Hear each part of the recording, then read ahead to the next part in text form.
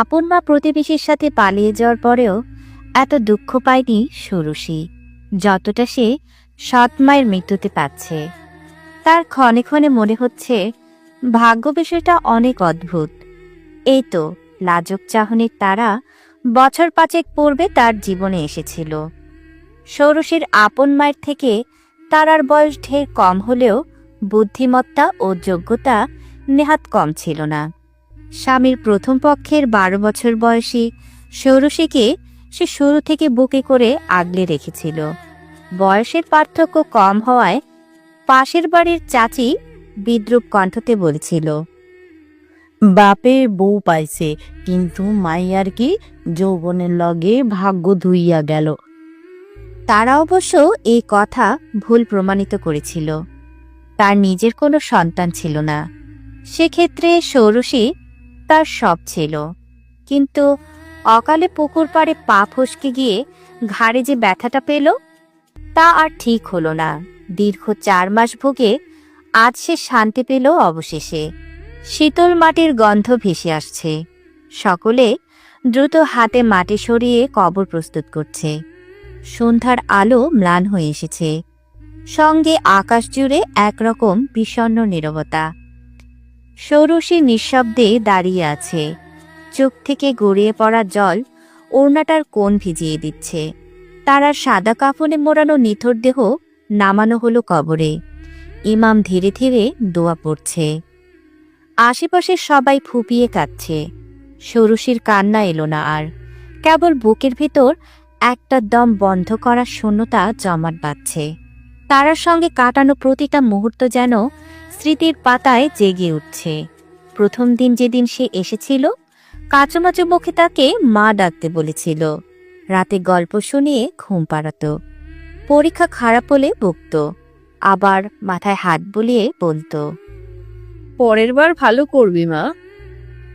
ষোড়শী জানে আর কেউ তাকে এভাবে ডাকবে না, কেউ আর তার মাথায় স্নেহের হাত রাখবে না। এক সময় মাটি চাপা দেওয়া হলো। পাশ থেকে কেউ বলল, সবাই আল্লাহর কাছে দোয়া চাও, তার জান্নাত নসিব হোক। ষোড়শীর চোখ বন্ধ করল, মনে মনে বলল, তারা আম্মা, তুমি কি ওপর থেকে আমায় দেখতে পাচ্ছ? জবাব আসে না। আসলে জীবনের গতি থেমে যাওয়া মানুষের থেকে কোনো জবাব আসে না কখনো। ষোড়শী চোখ তুলে বাবার দিকে তাকালো। আধা পাকা দাড়িওয়ালা লোকটা কি মায়া ভরে কাঁদছে। মেয়েটা এই দৃশ্য সইতে পারল না, দ্রুত দৌড়ালো। পাশের বাঁশবাগানের আড়ালে এসে এক দীর্ঘ নিঃশ্বাস নিল। পরক্ষণে কেঁদে উঠল, যে কান্নার শেষ নেই। সকলে ধীরে ধীরে বাড়ি ফিরে এলো এক সময়। এটাই তো নিয়ম, যে যায় তার জন্য অনন্তকাল দাঁড়িয়ে থাকা যায় না। হামিদ সাহেব আশেপাশে তাকালো, কোথাও নিজের মেয়েকে দেখতে না পেয়ে বোনের কাছে শুধালো। ষোড়শী কোথায়? জবা আশেপাশে তাকালো, বিরস মুখে বলল, দেখিনি অনেক সময় ধরে, তখন খুব কাঁদছিল। ওর ভাগ্যটা অনেক খারাপ ভাই। জবা পেশায় একজন চিকিৎসক, তার কথাবার্তা সবসময় সোজা সাপটা হয়। মায়ের জন্য সে ষোড়শীকে চিরকাল ঘৃণা করে এসেছে, কিন্তু আজ তার বড় মায়া হলো। হামিদ সাহেব জবাব দেয় না। এতক্ষণ শুকিয়ে যাওয়া অশ্রুটা পুনরায় মেঘ দিকে গর্জন করে পড়তে লাগলো। সন্ধ্যা নেমেছে। ষোড়শী হাঁটুতে মুখ গুজে আছে এখন। দুটো লাল পিঁপড়ে তাকে কামড়ে দিলেও ব্যথার অনুভব যেন হচ্ছে না। তার মনে হলো কেউ সামনে এসে দাঁড়ালো। সে মাথা উঁচু করল না। কিছুক্ষণ নিশ্চুপ থাকার পর হঠাৎ পরিচিত কণ্ঠতে কেউ বলে উঠল, তোর বাপ এমন ভাবে কাঁদছে কেন? বউ কি কারো মরে না নাকি? আমি চলে গেলাম তখন এমন ভাবে কাঁদিনি। আবার বিয়ে করবে, নতুন বউ পাবে, নেকামি করছে উল্টো। ষোড়শী মুখ তুলে অবাক হয়ে তার জন্মদাত্রীর পানে তাকালো। এই মল্লিকা নামের নারীটাকে সে আর কত ঘৃণা করলে পরিমাণ শেষ হবে। অথচ এককালে তার সব থেকে শান্তির জায়গা ছিল মল্লিকার কোলে। আজ অবশ্য সেই জায়গা 2 বছরের জীর্ণশীর্ণ এক ছেলে দখল করে আছে। মানুষ কতটা নির্লজ্জ হলে পালিয়ে যাওয়ার পর পূর্বের স্বামীর বাড়ির পাশে এসেই থাকে। মল্লিকা দীর্ঘশ্বাস ফেলে ষোড়শীর পাশে বসল। কোলে থাকা ছেলেটা খানিক ঘ্যান ঘ্যান করে উঠলে তাকে ধমকে চুপ করালো। তোর নিজের মা থেকেও ওই মহিলার প্রতি দরদ কেন ছিল আমি বুঝতে পারতাম না। এখন তো তুই একা, সময় সময় আমার কাছে চলে আসবি, তোর বাপকেও বলবি আমি বাড়িতে গেলে যেন তার বড় ভাই আর ডাক্তার বোন তেড়ে না আসে। মা তুমি এখান থেকে যাও এখন। আরে চুপ, যা বলছি তা শুনবি। কেন শুনবো? তুমি কে?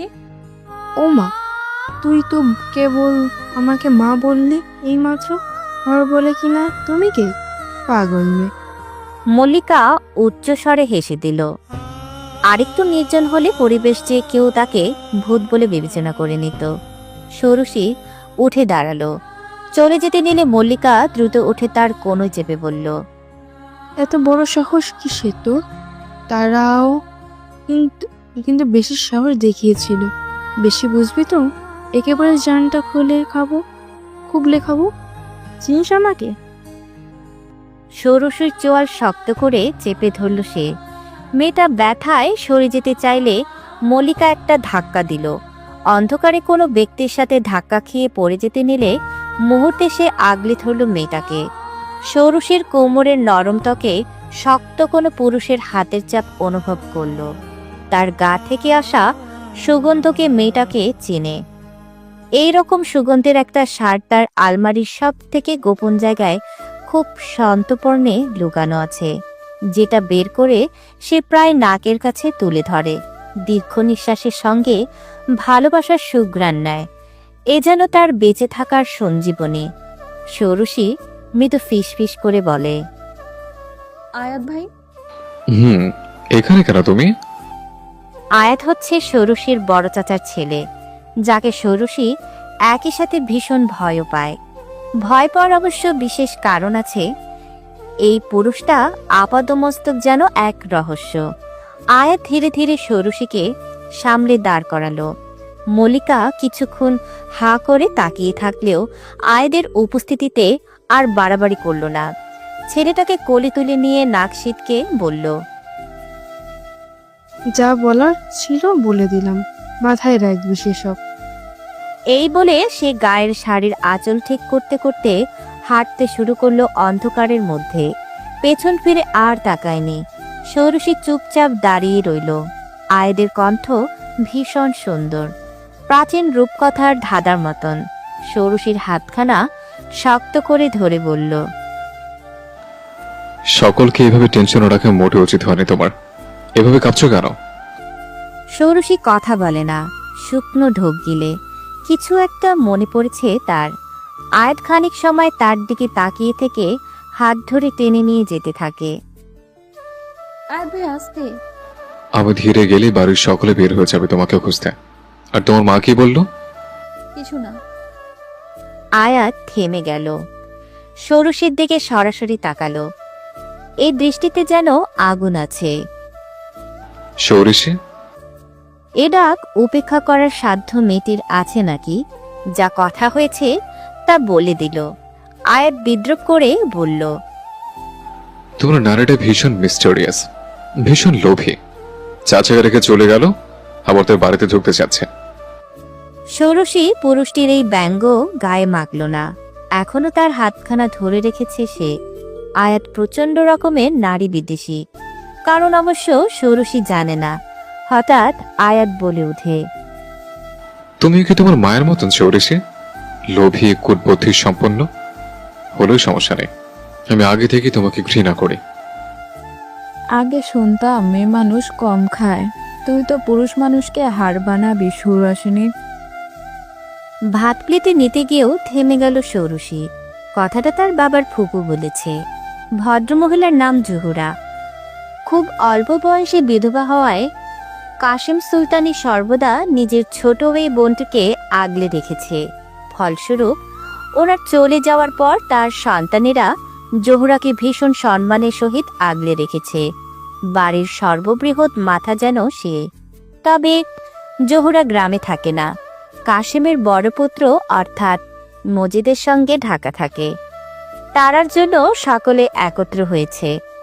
ষোড়শী পিছিয়ে গেল, অল্প স্বরে বলল, দাদু আমি সকালে খাইনি।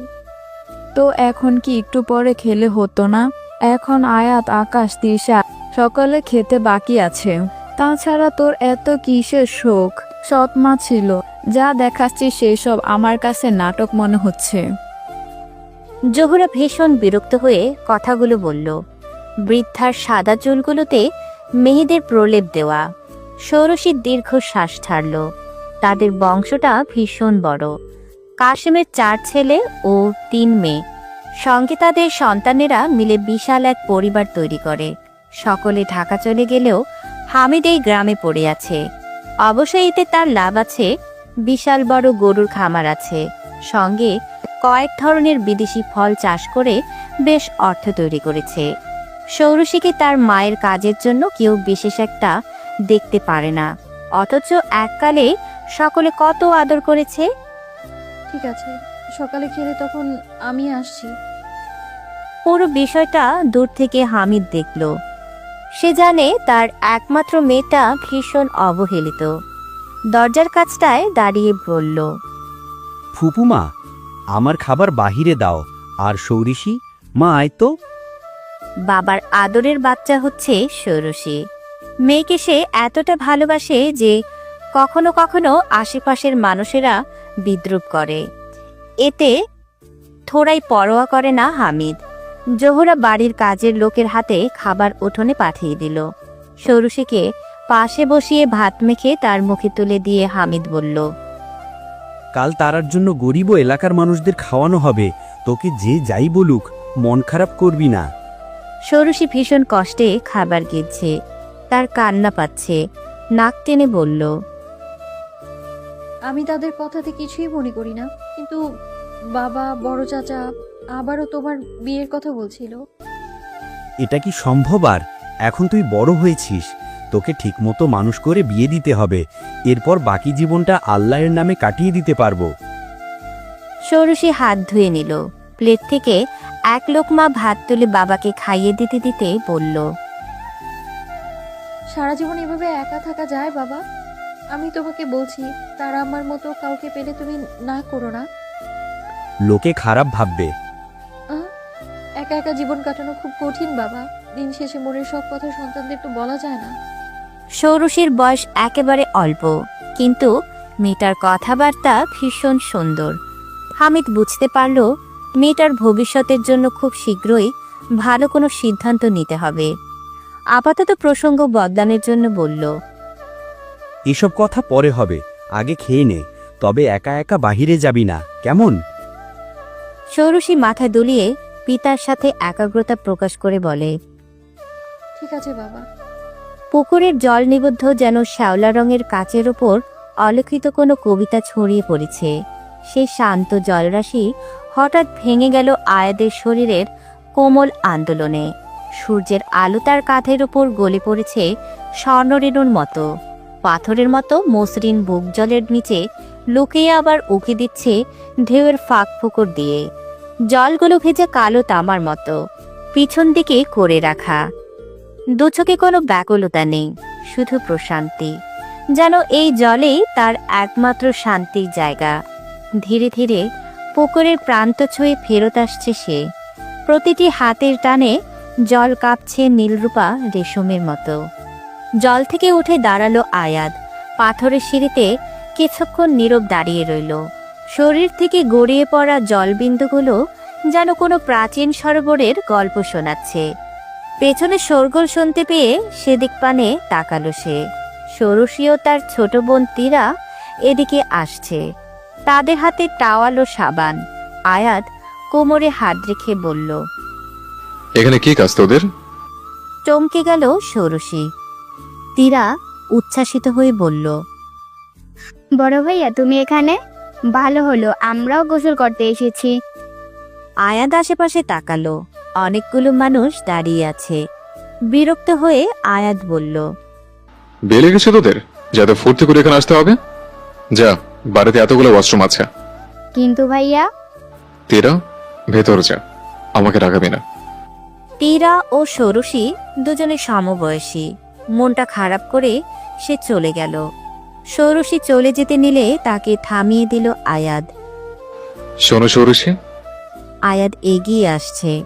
ষোড়শী খেয়াল করলো আয়াদ হাঁটু অব্দি একটা প্যান্ট পরে আছে। প্রচন্ড ফর্সা পাগলো, দেখতে সুন্দর। ষোড়শী ঠোক গিলল। তোমাকে না গতকাল রাতে বলা হয়েছে বের হবে না একদম, তো এমন না কেন করলে? আয়াত ভাই তীরা বলল, দেখে এসেছি আমি। বলুক, বড্ড অবাধ্য তুমি। সরি। আয়াদ এগিয়ে এলো, একটু ঝুঁকে বলল, আমার একটা কাজ করতে হবে তোমার। আগামী 20 তারিখ তুমি কলেজ যাওয়ার পথে হাটে মাছের আড়তে গিয়ে মতিন নামের এক লোককে একটা পার্সেল দিয়ে আসবে। আমি পরশু ঢাকা চলে যাচ্ছি, যাওয়ার আগে হাতে দিয়ে যাব।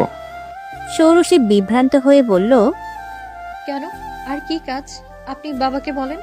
সিক্রেট বিষয়, তাছাড়া তুমি জানো আমার কাজ কি, বেশি বুঝলে। আয়াত সোজা অদূরে কসাইদের জন্য বের করে রাখা জিনিসগুলোর পানে তাকালো।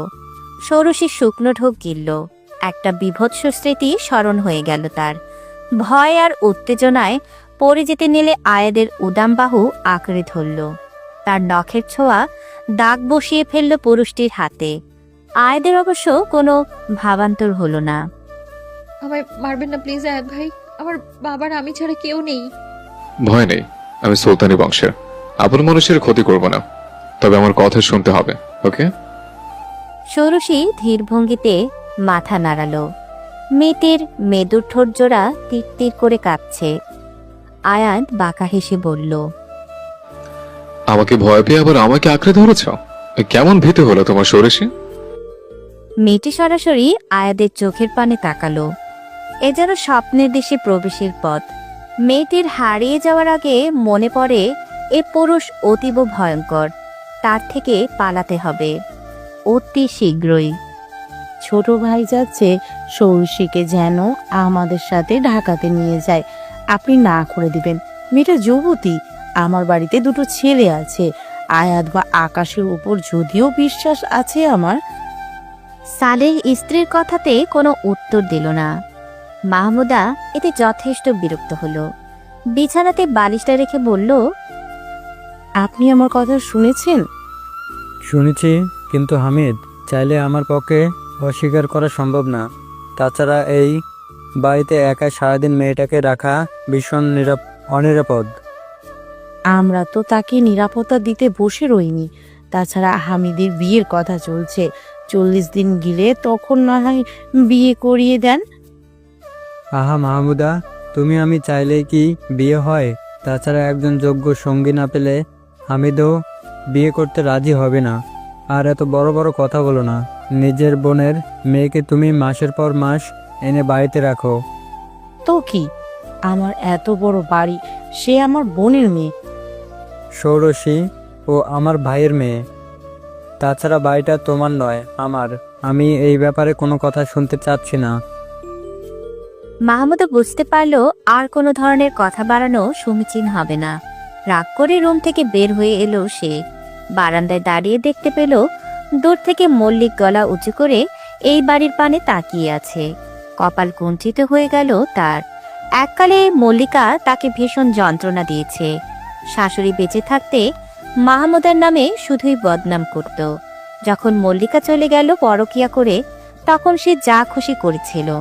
মাহমুদার পাশ দিয়ে তখন আয়াত হেঁটে যাচ্ছিল।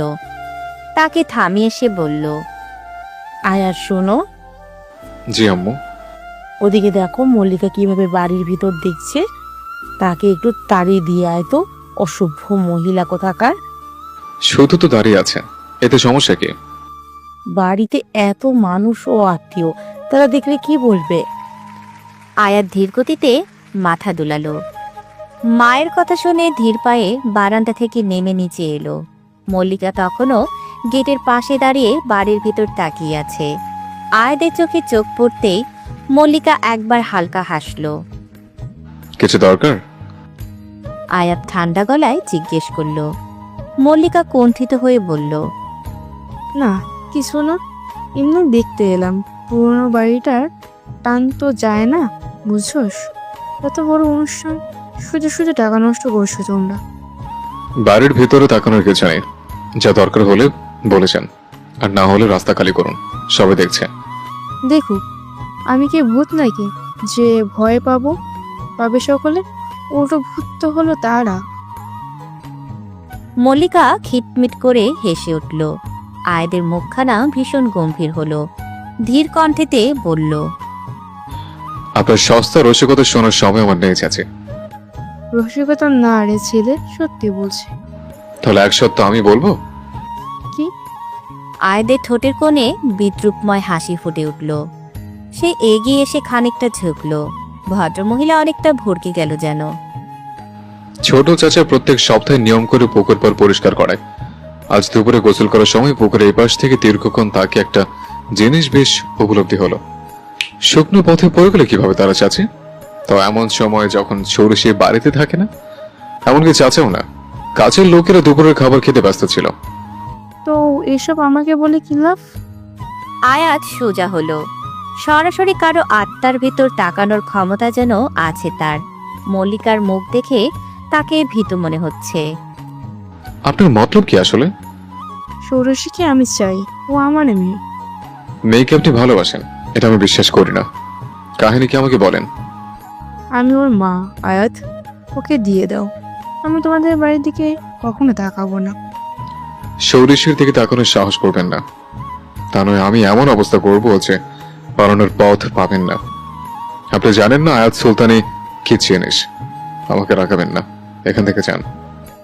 আয়াত শেষের কথাটা অনেকটা ধমকের সুরে বলেছে। মল্লিকা সেখানে দাঁড়ানোর আর সাহস পেল না। চলে গেলেও পুরুষটির মনে নানান চিন্তা রেখে গেল। ষোড়শীকে মল্লিকা চাচ্ছে কেন? নিশ্চয়ই কোনো একটা কারণ আছে এর মধ্যে। সন্ধ্যা নামার সাথে সাথে আকাশটা আচমকা রং বদলাতে শুরু করলো। পশ্চিমের শেষ আলোটুকু যেন কালো মেঘের আস্ত চাদর থেকে গিয়ে নিঃশব্দে নিভে গেল। বাতাসে বৃষ্টির গন্ধ, মাটির গায়ে অদ্ভুত এক শীতল সোদাঘ্রাণ ছড়িয়ে পড়ছে। বাড়ির বারান্দার সব জানালা বন্ধ করেও কোনো লাভ হচ্ছে না। হাওয়ার দাপটে জানালার কাজ কেঁপে কেঁপে শব্দ তুলছে। ষোড়শী তখন রান্নাঘরের পাশের ছোট টেবিলে বসে মাটির চায়ের কাপ হাতে নিয়ে কিছুক্ষণ আগে পড়া বইটা খুলে রেখেছিল। মন ভালো লাগছিল না দেখে বই নিয়ে বসেছিল। যখনই তার মন খারাপ হয় সে তারার লেখা কবিতাগুলো পড়ে। ভদ্রমহিলা কোনো এককালে শখ করে একটা কবিতার বই ছাপিয়েছিল। এখানকার সবকিছু যেন ষোড়শীর একদম মুখস্থ। পাতাগুলো উল্টো দিকে উড়ে যাচ্ছে বাতাসের ঝাপটায়। দূর থেকে মেঘের গর্জন শোনা যাচ্ছে। মনে হচ্ছে কোনো অজানার আগে আকাশ বিদীর্ণ হবে আজ। দূরের গাছপালাগুলো অন্ধকারে দুলে দুলে মাথা নুয়ে ফেলেছে। এমন সময় পেছন থেকে কাপা গলায় ডাক দিল জোহরা। সৌরভী, শুনো তো। ষোড়শী দাঁড়িয়ে বলল, কি হয়েছে দাদি? এই ঝড় বৃষ্টির মধ্যে আয়ানদের ঘরে একটু লাইটটা দিয়ে আসবি। সাজ্জার লাইটটা তো এখানেই আছে। ছেলেটা কি এক গুরুত্বপূর্ণ কাজ করছিল, হয়তো অন্ধকারে পড়ে থাকবে। ষোড়শী হালকা ইতস্তত করল। আয়াদের রুমে যাওয়া মানে দীর্ঘ করিডোর পেরিয়ে একদম বারান্দার শেষ মাথায় যেতে হবে। তার ওপর এমন অন্ধকার, জানালার ফাঁক দিয়ে হাওয়া ঠেলে পর্দা উড়িয়ে নিয়ে যাচ্ছে বারবার। অন্য কাউকে পাঠাও দাদি। আরে ভয় কিসের, দিয়ে আয়, দরজা দিয়ে ফিরে আসবি। শরীরটা ভালো লাগছে না তো, না হলে আমি যেতাম, অন্য কাউকে দেখছি না। মায়াভরা চোখে বললেন জোহরা। ষোড়শী কিছু না বলে চার্জার লাইট হাতে নিল। বাড়ির এই দিকটা এমনিতেই সবসময় শান্ত থাকে। দোতলার ওই প্রান্তে আয়াদের ঘর বলে হয়তো আরো বেশি নীরব। ধীর পায়ে হেঁটে চলল সে। করিডোরে পা ফেলা মাত্র মনে হলো পেছনে কেউ যেন ছায়ার মতো হেঁটে চলেছে। ঘন বৃষ্টির শব্দ সব চাপা পড়ে গেল। আয়াদের দরজায় এসে থেমে গেল ষোড়শী। দরজাটা একটু খোলা। ভেতর থেকে নরম হলুদ আলো ছড়াচ্ছে। নিঃশব্দে কণ্ঠে ডাক দিল, ভাইয়া। ভেতর থেকে আয়াদের গলা ভেসে এলো। এসো। ষোড়শী দরজার কাছে গিয়ে লাইটটা বাড়িয়ে দিল। দাদি দিতে বলছিলেন। জানালার পাশে দাঁড়িয়ে আছে সে। গাঢ় অন্ধকারের দিকে তাকিয়ে যেন কোনো অদেখা হিসেব মেলাচ্ছে। চোখ তুলে ষোড়শীর দিকে তাকিয়ে হালকা মাথা নেড়ে বলল। ভেতরে সে রাখো। আয়েদের কণ্ঠ শুনে মনে হলো সে কিছু একটা নিয়ে অনেক বেশি চিন্তিত। ষোড়শী ভেতরে এসে লাইটটা রেখে চলে যেতে নেবে, তখন সে বলল। ধরো বাইরে ঝড় যতই হোক, এবারের ভেতরে যদি ঝড় আসে তখন কি করবে? হতে পারে আমি একটা ঝড় খুব শীঘ্রই আমন্ত্রণ করে আনবো। ষোড়শী বুঝে উঠতে পারল না কথার মানে। মানে? আয়েদ হালকা হাসল, প্রসঙ্গ বদলে বলল। কিছু না, যাও দরজা ভালো করে আটকে দিয়ে যাও। ঝড়ের রাতে জানলা দরজা মন সব বন্ধ রাখতে হয়। কথাটা শেষ করতে না করতেই বাইরে মেঘ ফেটে পড়ল। বিদ্যুৎ খেলে গেল চোখের সামনে দিয়ে। ষোড়শী একটু কেঁপে উঠল। সে চলে যেতে নেবে, তখন বিদ্যুৎ চমকানোর আলোতে দেখল টেবিলের ওপর গান রাখা। আর্তনাদ করে উঠল সে। আয়াত দীর্ঘশ্বাস ফেলে এগিয়ে এসে তা দ্রুত ডয়ারে রেখে দিল। এটাকে ভয় পাওয়ার কিছু নেই। আপনি আবারও? ষোড়শী ভয় পেল ভীষণ। অন্ধকারে দৌড়াতে গিয়ে শব্দ করে কিছুর সাথে আঘাত পেয়ে পিছিয়ে গেল। মেয়েটা এত এলোমেলো কেন তা আয়াত বুঝে না। এগিয়ে এসে ধরতে গিয়ে বাঁধল বিপত্তি। মেয়েটা আবারও পড়তে গিয়ে আয়েদের গায়ের টি শার্ট ধরল। একটা অদ্ভুত শব্দ করে ছিঁড়তে ছিঁড়তে নিচে বসে পড়ল সে।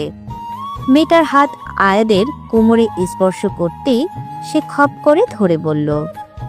সরেছে, এর নিচে গেলে আমি সত্যি বলছি তোমাকে খুনটা আজই করবো আমি। বেহাল দশার বেহায় আমি। তুমি কোথায় গিয়েছিলে? সদর দরজা দিয়ে প্রবেশ করতেই নাফিসা শুধালো ষোড়শীকে। মেয়েটা তার সেজো চাচার মেয়ে। হাতে একটা আধ খাওয়া আপেল। সে মারাত্মক রকমের খেতে পারে, তবে সেগুলো শুধু ফলমূল। এমনিতে ফাস্ট ফুড খায় না। ষোড়শী শুধালো। আমাকে কেউ খুঁজছিল নাকি? পুরো বাড়ির মানুষ খুঁজেছে। ওদিকে আজ অনেক বকা খাবে, যাও। শুকনো ঢোক দিল ষোড়শী। ধীর পায়ে বাড়ির ভেতর এগিয়ে গেল। বাহিরের রুমে সকলে একত্রিত হয়ে বসে আছে। প্রত্যেকের মুখে চিন্তিত ভাব। নিজের উপস্থিতি জানান দিতে হালকা করে কাশল সে। হামিদ ব্যস্ত হয়ে বলল। কোথায় গিয়েছিলি তুই? আব্বু একটু ডেকেছিল শোভা। তুমি তো জানো ওর মা কতটা কঠোর। আজ যেন আসতে দেয়, এই জন্যই গিয়েছিলাম। জোহরা মাঝখান থেকে ধমকে বলল। বাড়িতে আজ এত বড় অনুষ্ঠান, এতগুলো মানুষ, আর কাউকে সঙ্গে নেওয়ার খুঁজে পাসনি? তোকে না একা কোথাও যেতে মানা করা হয়েছে? এমনিতে ওই নাতিন পুরো দিন বাড়ির আশেপাশে ঘুরে বেড়ায়। সরি দাদু, আর হবে না। হয়েছে, এখন সকলে যার যার কাজে যাও। বাড়ি ভর্তি মানুষ, সকলে কি ভাববে? হামিদ কথাগুলো বলে বাহিরে চলে যেতে নিলে তাকে থামিয়ে দিল আয়াদ। সরাসরি ষোড়শীর পানে তাকিয়ে বলল। চাচা, ওর শাস্তি পাওয়া প্রয়োজন। মানে? এগুলো পরে দেখা যাবে, আজ এতগুলো মানুষ বাড়িতে আছে। তবুও শিক্ষা পাওয়া প্রয়োজন। আপনি না পারলে আমি শাস্তি দিতে পারি। ষোড়শী প্রতিবাদ করে উঠল। সে শুধু তার বান্ধবীর কাছে গিয়েছিল যেন আজকের অনুষ্ঠানে আসে। যদিও হামিদ মোটেও তার মেয়েকে শাস্তি পেতে দেবে না, কিন্তু আয়েদের কথায় জোহরা যেন অনেক খুশি হলো। দ্রুত নিজের লাঠি আয়েদের পানে এগিয়ে দিয়ে বলল। নে, এটা দিয়ে দে আয়ান রে, শাস্তি পাওয়া আসলেই দরকার। হামিদ বাধা প্রদান করে বলল। কিন্তু ফুপু। ষোড়শীর চোখ বিস্ফোরিত হয়ে গেল। আয়াত সত্যি ওকে শাস্তি দেবে? ঠোঁট শুকিয়ে এলো ওর। দাদুর হাত থেকে লাঠি নিয়ে আয়াত ধীর পায়ে ওর দিকে এগিয়ে এলো। হামিদের পানে তাকিয়ে চোখের পলক ফেলে তাকে শান্ত থাকতে বলল। আয়াতকে সকলে অনেক বিশ্বাস করে, তাই হামিদ চুপচাপ হতে দেখল বিষয়টা। হাত বাড়াও। আমি কি এত বড় অপরাধ করেছি ভাইয়া? তুমি জানো একা যাওয়ার কোথাও অনুমতি নেই, তাও গেছো, শাস্তি পেতে হবে। আয়েদের কণ্ঠে আপোষহীন কঠোরতা। বাড়ির বাকি সবাই নীরবে দেখছে। ষোড়শী ধীরে ধীরে হাত বাড়ালো। হৃদয়টা ধক ধক করছে। আয়াত লাঠি উঁচিয়ে ধরল, কিন্তু আঘাত করল না। শুধু ওর আঙুলের ডগায় হালকা ছোঁয়ালো। আজকের জন্য এটুকু থাক, কিন্তু আবার যদি একা কোথাও যাও তাহলে আমি ছাড়বো না। এবার শাস্তি হবে পায়ে, ঠিক আছে তো দাদি? জোহরা মুখ বিকৃত করে বলল। এটা কেমন শাস্তি হলো? ঠং। আয়াত হালকা হাসলো, লাঠিটা এক পাশে রেখে বাহিরে চলে গেল। অন্যদিকে ষোড়শীর কিশোরী হৃদয়ে একরাশ প্রজাপতি উড়ে গেল। পুরুষটার এই সামান্য কাজ তার মনে আকাশসম ভালো লাগা তৈরি করলো। একে সে কখনোই ভাই হিসেবে দেখতে পারে না কেন? পুরুষটির হাত মাখা ষোড়শীর ছবির উপর এসে থামল। ঘরমাত্র ক্লান্ত হয়ে মেয়েটা একপাশে রাস্তাতে কিছু একটা দেখছে। রৌদ্রবীরের অধর যুগলে হাসি ফুটে উঠল। সে কবে বাস্তবে স্পর্শ করতে পারবে? পুরুষটি পুনরায় নিজের সঙ্গে বলল। ভীষণ সুন্দর এই মেয়ে, খুব শীঘ্রই তোমার একে চুরি করতে হবে। রৌদ্রবীরের আঙুলের স্পর্শে লাগতেই ছবিটার পৃষ্ঠদেশ শীতল অথচ রেশমের মতো মসৃণ লাগলো। যেন ষোড়শীর ত্বকের ছোঁয়া অনুভব করছে সে। তার ঠোঁটের কোণে এক অমোঘ হাসির রেখা খেলল। চোখের গভীর জলে উঠল শিকারের হিংস্র আলো। ফোনের রিংটনের শব্দতে ঘোর ভাঙল তার। ষোড়শীর ছবিখানা একপাশে সরিয়ে রাখল। রিসিভ করতে ফোনের ওপাশ থেকে এক নারী কণ্ঠতে বলে উঠল। আপনি আজ যাবেন ওই বাড়িতে? হ্যাঁ। আমি তবে দেখা করব আজ। অবশ্যই না, সুলতানি বংশের কেউ জানে না যে আপনার ও আমার পরিচয় আছে। এক্ষেত্রে আপনি যত দূরত্ব বজায় রাখতে পারেন। কিন্তু আমার কিছু টাকা দরকার ছিল, যদি নিয়ে আসতেন। রুদ্রবীর বিরক্ত হলো, একটু রাগত স্বরে বলল। কাজ তেমন করতে পারছেন না আপনি, অথচ ইতিমধ্যে বড় ধরনের একটা অ্যামাউন্ট আমার কাছ থেকে নিয়েছেন। আমি কেন আপনাকে টাকা দিব? ওপাশ থেকে অনুনয় সুরে বলল। কাজ বলতে তেমন কিছু নয়, শুধু ষোড়শীর বিশ্বাস অর্জন করতে হবে। তাছাড়া ওই যে সালেহা ওর বড় ছেলে আয়াত যে কিছু একটা টের পেয়েছে তারাকে নিয়ে, কিন্তু সম্ভব নয়। তবে যত দ্রুত সম্ভব ষোড়শীকে নিজের কাছে নিয়ে আসুন, তখনই টাকা পাবেন। কিন্তু রুদ্রবীর ফোন কেটে দিয়ে আয়নার সামনে দাঁড়ালো। 40-এর কোঠায় পা দেওয়া এই পুরুষটির চেহারার চাকচিক্য দেখে বয়স অনুমান করা সম্ভব নয়। দ্রুত তৈরি হয়ে নিল সে। গ্রামে পৌঁছাতে ঘন্টা দুয়েক সময় লাগবে। আজ দ্বিতীয়বারের মতন ষোড়শীর সাথে দেখা হতে চলেছে তার। বাড়ি ভর্তি প্রচুর মেহমান। এতিমখানা থেকে অনেকগুলো বাচ্চা এসেছে। তাদের আপ্যায়নে কোনো ত্রুটি রাখেনি হামিদ। অবশ্য তাকে দেখতে যতটা সহজ সরল মনে হয়, ভেতরে সে ঠিক তত অর্থ সম্পদশালী। তাই স্ত্রীর জন্য টাকা খরচ করতে দ্বিধা করেনি। এতগুলো মানুষের থেকে আড়ালে এসে ফোনটা রিসিভ করলো আয়াদ। বিরক্ত হয়ে বলল। তোকে কতবার বললাম আজকে আমি ব্যস্ত থাকবো, ঢাকা পৌঁছে যোগাযোগ করি। শোনো আয়াত, একটা সমস্যা হয়েছে। ফোনের ওপাশ থেকে মুনিম গোমরা মুখে বলল। তুই পার্সেলটা ষোড়শীকে দিয়ে আসিস না, ওর জন্য নিরাপদ নয় পৌঁছে দেওয়া। সেটা আমি বুঝবো। তোর কি একটু মা নেই মেয়েটার উপর? তোর ছোট চাচার মেয়ে। আয়াত গম্ভীর সুরে বলল। নেই, শুধু চাচার জন্য এখনো কিছু করিনি। তার নয়, ওই মেয়েটাকে আমি শুধু ঘৃণা করি, আর কিছু না। তুমি দেখলে মনে কেন ষোড়শী? পরনের কাপড় যে ঠিক নেই সেটা আমাকে এত দূর এসে কেন বলে দিতে হলো? ইডিয়েট মেয়ে। কিন্তু আয়াত ভাইয়া। শাট আপ ফাজিল। আয়াদের মুখ বিবর প্রচন্ড রকমের লাল হয়ে আছে। একে তো ফর্সা মানুষ, দ্বিতীয়ত রোদে অনেকক্ষণ ধরে দাঁড়িয়েছিল। বিকেলের দিকে বাড়িতে যেন আরো বেশি ভিড় জমে গেছে।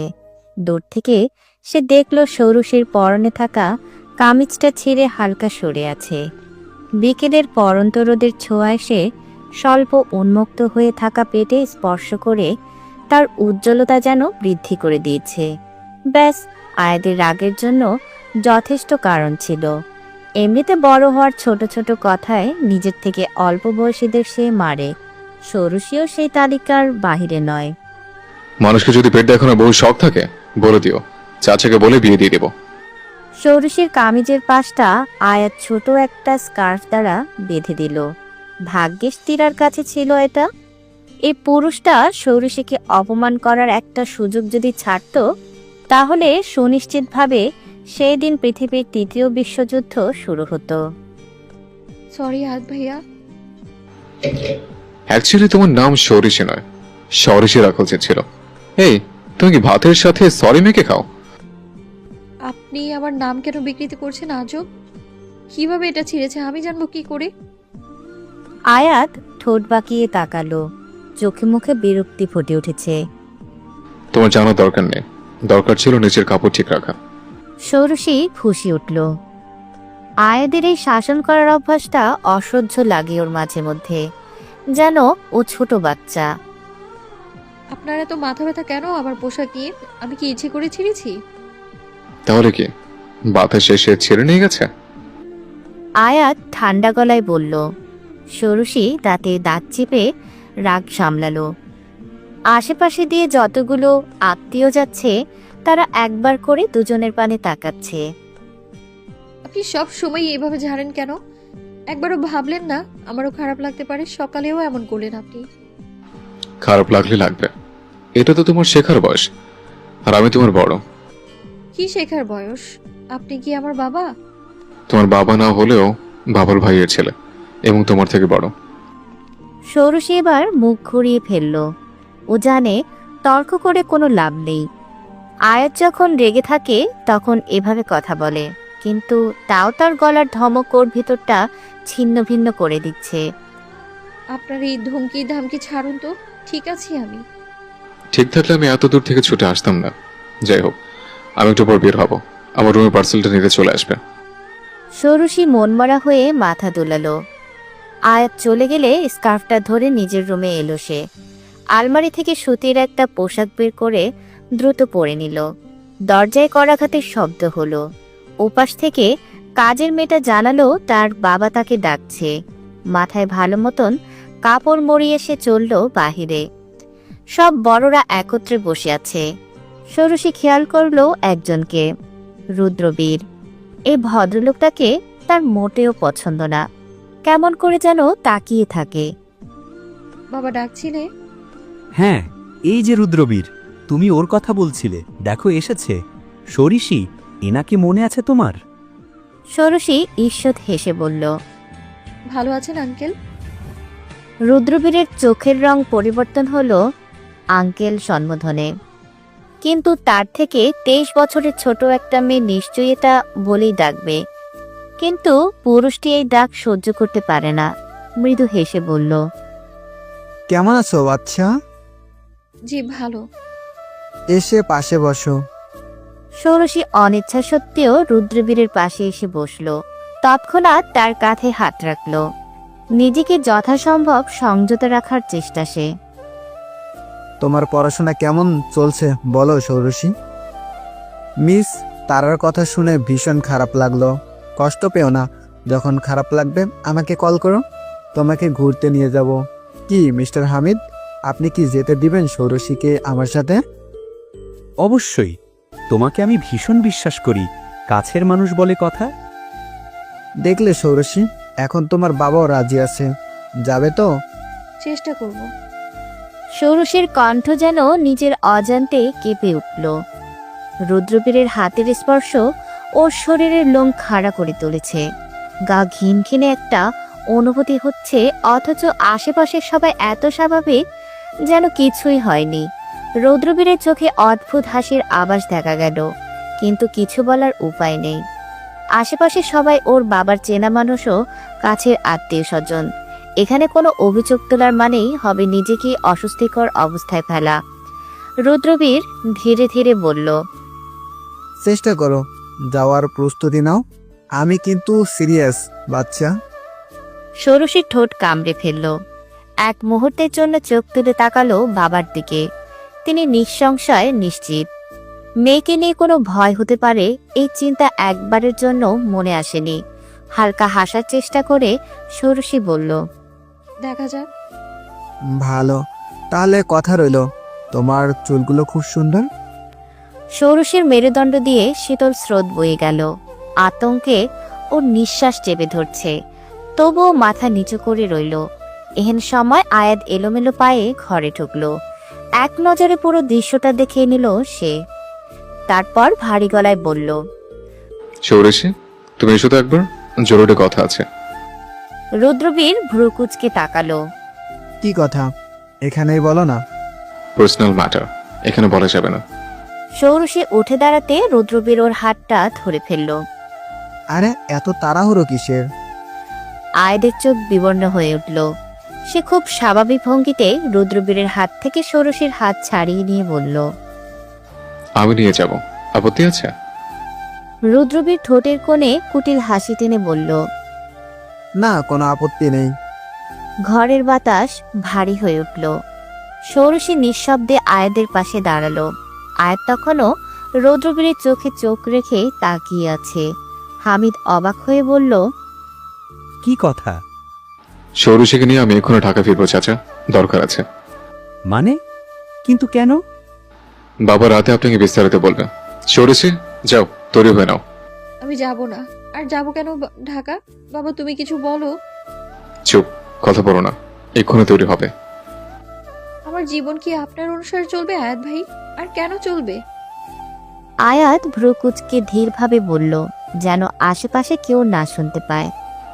সৌরশী, তোমার পথে প্রতিটি মোড় কোন দিকে বাঁক নেবে সে সিদ্ধান্তের অধিকার আয়াত সুলতানের আছে। বেশি কথা বলো না, খেয়ে ফেলবো তা নয়। আপনি কি প্রেম করেন আয়াত ভাই? হুম। আপনার মতো লোককে সহ্য করতে পারে এমন মহিয়সী নারীটাকে? সৌরসীর বিদ্রুপ মাখা বাক্য শুনে তার পানে কঠিন দৃষ্টি নিক্ষেপ করল আয়াত। এই রাতের বেলায় তারা ঢাকা ফিরে যাচ্ছে। অবশ্য সাথে ড্রাইভার ও তীরাও আছে। মূলত সৌরসী ভীষণ রেগে আছে আয়াদের ওপর। সেই থেকে তাকে উল্টোপাল্টা প্রশ্ন করে বিভ্রান্ত করছে। কিন্তু আয়াত তো আয়াতই। চোখ সরিয়ে রাখলো জানালার বাইরে, যেন প্রশ্নটা তার কানে গিয়েও পৌঁছায়নি। সৌরসী ঠোঁট বাঁকিয়ে বলল, কি ব্যাপার, প্রেমের কথা বলতে গলা শুকিয়ে গেল? আয়াত নিষ্প্রেহ স্বরে বলল, তুমি প্রশ্নটা বদলে বলতে পারতে। আমার মতো লোককে সহ্য করার মতো সাহস কার আছে? সৌরসী চোখ ঘুরিয়ে বলল, একই তো কথা। যাক, বলুন তো কে সেই ভাগ্যবতী? উনি কি আপনার ভ্রুকুটি সহ্য করতে পারেন? আয়াত এবার মুখের কোণে একপাশে হালকা হাসির রেখা টেনে বলল, আমি এমন কিছু ভয়ঙ্কর নই সৌরশী, এটা তোমার ভুল ধারণা। তা তো দেখলামই। আমাকে জোর করে গাড়িতে তুলেছেন। আপনি যেদিন মিষ্টি করে হাসবেন সেদিন ভূমিকম্প হবে। তীরা এতক্ষণ চুপচাপ ছিল, এবার খিলখিল করে হেসে উঠল। আমি সৌরসীর সাথে এগ্রি করলাম। ভাইয়া হাসে, কিন্তু মন থেকে নয়। কাউকে পচাতে পারলে অথবা বকতে পারলে একটা হাসি তার ভিতর থেকে আসে। আয়াত এবার একটু গম্ভীর হয়ে গেল। তারপর ধীরে স্বরে বলল, তোর আমাকে রোবট ভাবিস? বেশ তো। রোবট নয়, তবে আপনি অমানব, যার মধ্যে মানবীয় গুণাবলী নেই। ওয়েল, সৌরশী আমার জীবনে দুটো মেয়ে আছে। তীরা ও সৌরসী একে অপরের দিকে তাকালো। অনেকটা আশঙ্কা নিয়ে মেয়েটা শুধালো, প্লে বয় আপনি? নো, বরং পুরো বিষয়টা শোনো। আমি একজনকে পছন্দ করি, সে বুঝতে পারে না। তার বেস্ট ফ্রেন্ড মনে করে আমি তাকে পছন্দ করি। পুরো একটা জলঘোলা পরিস্থিতি। আসলেও সৌরসীর মুখে হাসি থাকলেও অন্তঃকরণের ভেতর স্পষ্টভাবে জ্বলে যাচ্ছে। কেন? এই লোক 100টা মেয়েকে পছন্দ করুক, তাতে তার কি?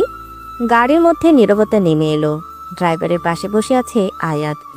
একবার লুকিং গ্লাসে দুজনের দৃষ্টি মেলল। তৎক্ষণাৎ সরিয়ে নিল সৌরসী।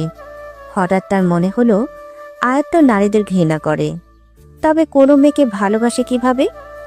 গাড়ির মধ্যে প্রশ্নটি আর করা হলো না। ঘণ্টাখানেক বাদে তারা পৌঁছে গেল বাড়িতে। আয়াদের বাবা সালে অনেক ধনী লোক। সামান্য বেকারির ব্যবসা থেকে আজ গার্মেন্টসের মালিক। খুব আশ্চর্যভাবে তার দিনকে দিন উন্নতি হচ্ছে।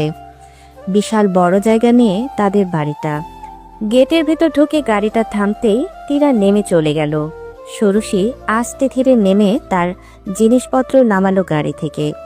সবকিছু আনা হয়নি, কিছু জিনিস আগামীকাল তার বাবা পাঠিয়ে দেবে। এত বড় সুটকেস টানতে যথেষ্ট কষ্ট হবে সৌরসীর। হঠাৎ আয়াত বলে উঠল, ঢং করতে হবে না, ওটা রেখে যাও। আমি নিয়ে যাচ্ছি। আপনার কি ভালো কথা মুখে নেই? না। সুটকেসটা নিয়ে ভেতরে চলে গেল আয়াত। ড্রয়িং রুমে রিক্তা বসে আছে। সে সম্পর্কে আয়াদের খালা। আয়াতকে দেখেই বলল, বাবা, ষোড়শী দেখছি নিজের সুটকেস নিজে আনার ক্ষমতা নেই। আয়াত সামান্য হাসল। এই কথাটা খুবই গায়ে লাগলো ষোড়শীর। সে এগিয়ে এসে রিক্তাকে ভালো মন্দ জিজ্ঞেস করে আয়াদের উদ্দেশ্যে বলল, আমাকে দিন, আমি উপরে নিয়ে যাচ্ছি। সমস্যা নেই। আমার আছে। অনেকটা জোর করে ষোড়শী সুটকেসটা নিয়ে উপরে যেতে লাগলো। সিঁড়িতে উর্মির সঙ্গে দেখা হলো তার। সে রিক্তার মেয়ে। আয়াতকে দেখে উচ্ছ্বাসিত হয়ে বলল, আয়াত ভাই, তুমি ফাইনালি এলে। আমি তোমাকে ভীষণ মিস করছিলাম। ষোড়শীর সাথে কোনো কথা না বলেই উর্মি সিঁড়ি দিয়ে নেমে গেল। পেছন ফিরে একবার আয়াদের পানে তাকালো মেয়েটি। উর্মিকে দেখতেই অটোমেটিক পুরুষটির মুখে হাসি ফুটে উঠল। সত্যিকারের হাসি। তবে কি সেই মেয়েটি উর্মি, যাকে আয়াত ভালোবাসে? রাতের আকাশে চাঁদ যেন একা একা জেগে থাকা এক নিঃসঙ্গ কবি। তার আলোয় সুইমিং পুলের জল ঝিলমিল করে উঠছে। আয়াত ধীরে ধীরে সাঁতার কাটছে। তার প্রতিটি নড়াচড়া যেন কোনো অদৃশ্য সুরের তালে বাঁধা। তার সাঁতারের ভঙ্গি একটু বেখেয়ালি, একটু এলোমেলো। কিনারাতে এসে থামল সে। চাঁদের দিকে তাকিয়ে সে ভাবছে কিছু একটা। এত কষ্ট করে মস্তিষ্ক খাটিয়েও সে বিশাল এক ধাঁধার সুরাহা করতে পারছে না। জল তার গায়ে লাগছিল ঠান্ডা, কিন্তু তার ভাবনাগুলো গরম, উত্তপ্ত। হঠাৎ ফোনে একটা শব্দ হলো। মেসেজ অপশন চেক করতেই চোখ বড় বড় হয়ে গেল তার। গোপন অ্যাকাউন্টে 1 কোটি টাকা ঢুকেছে। দ্রুত সে একজনকে ফোন করলো। উত্তেজিত হয়ে বলল, উই ডিড ইট। ওপাশ থেকে কে বলল তা শোনা গেল না, কিন্তু ফোনটা রেখে আয়াত স্বস্তির শ্বাস ছাড়ল। একটা লোক লাফ দিয়ে সুইমিং পুলের ঠিক মাঝ বরাবর এলো। এখন সে অনেকক্ষণ এভাবে উল্টো হয়ে পানিতে ভেসে থাকবে, যেন নিজের খুশিটা নিয়ন্ত্রণ করতে পারে। আয়াত যখন নিজের দুনিয়ায় সে মশগুল ছিল, তখন একটা বড়সড় তরঙ্গ তৈরি হলো পানিতে। প্রথমে সে বুঝতে পারেনি কি হলো, কিন্তু দুটো হাত যখন জোর করে তাকে সোজা করার চেষ্টা করতে লাগলো, তখন বুঝলো দ্বিতীয় কারো আগমন ঘটেছে। তার পুরো মুখটা জলে ভেজা। পানিতে দাঁড়িয়ে আছে ষোড়শী। আবছা আলোতে দেখলো মেয়েটা কাঁদছে। আয়াত বিরক্ত হয়ে বলল, কি হয়েছে? পানি খেতে উঠেছিলাম, জানালা দিয়ে বাইরে তাকাতেই আপনাকে দেখি। আমি ভেবেছি আপনি মরে গেছেন, এই জন্যই এভাবে হাসছেন। বিরক্তিকর। এখন রুমে যাও। ষোড়শী যে প্যানিক হয়েছে তা তার কাপার ধরন দেখে বুঝতে পারল। আয়াত এবার সর্বোচ্চ রেগে গেল। মেয়েটার বাহু ধরে তাকে টানতে টানতে পাড়ের কাছে নিয়ে এলো। বেশি বোঝা ভালো না মেয়ে। এভাবে এক অর্ধনগ্ন পুরুষের সাথে ভেসলে লোকে কি বলবে জানো? আপনার যদি কিছু হতো, আমি নিজের জায়গায় সঠিক, আপনি জঘন্য একটা লোক। আয়াত দ্রুত নিজেকে সামলে নিল, কারণ মেয়েটা ইতিমধ্যে কাঁদতে শুরু করেছে। লম্বা শ্বাস নিয়ে ষোড়শীর নিকট এসে বলল, যাও, আর বকবো না। সিঁড়ি দিয়ে মেয়েটিকে উপরে উঠতে সাহায্য করলো আয়াত। এমন সময় ষোড়শীর ভেজা চুলগুলো তার মুখে এসে লাগলো। তার ভেতরে থাকা পুরুষটি কেঁপে উঠল। এগিয়ে এসে ঘ্রাণ নিতে মন চাইল। অবশ্য তা করল সে, তবে তৎক্ষণাৎ ভ্রুকুটি করে শুধালো, ষোড়শী, তুমি শ্যাম্পু করো না কতদিন ধরে? তীরা দেখ তো আমার চুল দিয়ে কোনো গন্ধ আসছে কিনা। ষোড়শী অর্ধসিক্ত চুলখানা এগিয়ে দিল তীরার পানে। তার এহেন কাণ্ডতে মেয়েটা হতবাক হয়ে বলল, মানে? আরে দেখ না। তীরা নাক ডুবিয়ে চুলের ঘ্রাণ নিল। ষোড়শী খিলখিল করে হেসে উঠে সরে গেল। শ্বশুরে অনেক বেশি। চুল দিয়ে করা শ্যাম্পুর গন্ধ আসছে। না তো, শ্যাম্পুর স্মেল আসছে। আসারও কথা নয়, আমি আজ 3 বার শ্যাম্পু করেছি। কারণ কি? ষোড়শী নিশ্চুপ হয়ে গেল। সে কিভাবে বলবে আয়াত গতকাল রাতে এ কথা বলেছিল? বিভিন্ন ঝামেলাতে সে গত 9 দিন ধরে চুলে শ্যাম্পু করতে পারেনি, আর সেটাও কিনা ধরা পড়তে হলো আয়াদের নিকট। হাই দুঃখ! দীর্ঘশ্বাস ফেলে ষোড়শী দোতলার পানে এগিয়ে গেল। গন্তব্য হচ্ছে আয়াদের রুম। ভদ্রলোককে সে দেখাতে চায় যে সে শ্যাম্পু করেছে। যদিও বিষয়টা আহামরি কিছু নয়, কিন্তু ষোড়শীর নিকট ট্রফি জেতার মতন। ষোড়শী আয়াদের রুমের সামনে গিয়ে এক মুহূর্ত দাঁড়িয়ে রইল। দরজাটা ভেজানো, ভেতর থেকে কোনো শব্দ আসছে না। সে একবার ঠোঁট কামড়ে দ্বিধা কাটিয়ে নিয়ে কড়া নাড়ল। ভেতরে আসো। আয়াদের গম্ভীর গলা শুনে ষোড়শীর বুকের ভেতর যেন ধক করে উঠল। সে আস্তে করে দরজাটা ঠেলে ভেতরে ঢুকল। আয়াত তখন টেবিলের উপর রাখা কিছু কাগজপত্রে চোখ বোলাচ্ছে। পড়াশোনা শেষ বিধায় সালে এর সাথে এখন একটা ব্যবসা দেখাশোনা করে। ষোড়শীকে দেখে সে একবার তাকিয়ে আবার কাজে মন দিল, যেন তার উপস্থিতি কোনো গুরুত্বই বহন করে না। কিন্তু ষোড়শীর জন্য ব্যাপারটা এত হালকা নয়। সে ইচ্ছে করেই আয়াদের সামনে গিয়ে দাঁড়ালো, চুলগুলো একপাশে সরিয়ে তার দিকে ফিরিয়ে দিল। আয়াত ভ্রু কুঁচকে অবশেষে প্রশ্ন করল। কি হলো? ষোড়শী গর্বিত কণ্ঠে জানালো। আমি চুল ধুয়েছি, তাও 3 বার। আয়াত এক মুহূর্ত চুপ করে রইল, তারপর ঠান্ডা গলায় বলল, বাহ, এর জন্য কি পুরস্কার দেওয়া উচিত? ষোড়শী ভ্রু উঁচিয়ে হাসল। অবশ্যই, আমি এত কষ্ট করে আপনার জন্য চুল ধুয়ে এসেছি। আয়াত এবার সত্যি সত্যি তার দিকে ভালো করে তাকালো। ক্ষণ পূর্বে গোসল করেছে মেয়েটা। হালকা স্নিগ্ধ একটা ভাব আছে চেহারার মধ্যে। মেয়েটার গালগুলো ফোলা ফোলা, এখনো কিশোরের রূপ কাটেনি। অবশ্য এগুলো সেই গাল যেগুলো ছোটবেলা থেকে আয়াদের কাছে হাজারবার তবলা বাজা খেয়েছে। কারণে অকারণে আগে চর বসাতো, কিন্তু এখন নিজেকে নিয়ন্ত্রণ করেছে। কিন্তু তুমি এতটা সিরিয়াসলি এটা দেখাতে কেন গেলে? কারণ আপনি বলেছিলেন। আমি বলেছিলাম চুল ধুতে? আপনি বলেছিলেন যে আমি শ্যাম্পু করেছিলাম কবে, ওটা আমি নিতে পারিনি। আয়াত হেসে দিল, সেই গভীর ধীরস্থির হাসি যা ষোড়শীর মনে অস্বস্তির সঙ্গে একরকম অদ্ভুত উত্তেজনা ছড়িয়ে দেয়। মানে তোমার আত্মসম্মান বোধ এতটা স্পর্শকাতর যে আমার একটা কথা 3 বার শ্যাম্পু করে ফেললে? ষোড়শী ঠোঁট ফুলিয়ে বলল। আপনি ব্যাপারটাকে এমন ভাবে বলছেন যেন আমি ভুল কিছু করেছি। আয়াত আস্তে আস্তে তার দিকে এগিয়ে এলো। একদম মুখোমুখি হলো তারা, যেখানে শ্বাস প্রশ্বাসের মেলবন্ধন ঘটে। অন্তঃকরণের লাভ ডাব শব্দ শোনা যায়। দীর্ঘশ্বাস ফেলে হাত বাড়িয়ে ষোড়শীর চুলের একগোছা আঙুলে পেঁচিয়ে ধরল। ভুল করনি, কারণ তোমার এই একঘেয়েমিটা মজা লাগছে। তবে চুলের এই শাইনিং আমাকে না দেখে তোমার বুড়ো প্রেমিক রুদ্রবীরকে দেখাও। আশ্চর্য, রুদ্রবীর আঙ্কেল আমার প্রেমিক হবে কেন? আজ সরে গেল। তার পরনের শার্টটা ফর্মালভাবে গুছতে গুছতে বলল, তুমি কি অন্ধ নাকি? রুদ্রবীর লোকটা সেদিন তোমাকে ব্যাড টাচ করছিল। তা ঠিক, হয়তো পাভার্ট অথবা পেডোফাইল। দুটোই। যাই হোক, আজ মাহফিলে পড়াশোনা শুরু করে দিবে। তেরা কিন্তু পড়াশোনা না করার জন্য খুব মায়ের খায়। তুমিও কিন্তু সেম। আমাকে ভয় পায় তো? ষোড়শীর হঠাৎ খুব রাগ হলো। এই পুরুষটা এত অহংকারী কেন? আস্তে করে একটা মৃদু গালি উচ্চারণ করল। আয়াদের শোনার ক্ষমতা অনেক ভালো। সে চোখ বড় বড় করে বলল, কি বললে? এই জিনিস শিখলে কিভাবে? দাঁড়াও, আসছে। আয়াত তেড়ে যেতে লাগলো। ষোড়শী ভয় পেয়ে দ্রুত দৌড়ে চলে গেল বাহিরে। আজ যদি পুরুষটা ধরতে পারত, নিশ্চিত ষোড়শীকে শিক্ষা দিয়ে দিত। সন্ধ্যার দিকে সকলে বাড়ি ফিরে এলো। ষোড়শী ভীষণ আশা নিয়েছিল যে হামিদ অন্তত দেখা করতে আসবে, কিন্তু তাকে না দেখে অনেক মন খারাপ হলো তার। মুখটা ভার করে জহুরার নিকট এসে শোধালো।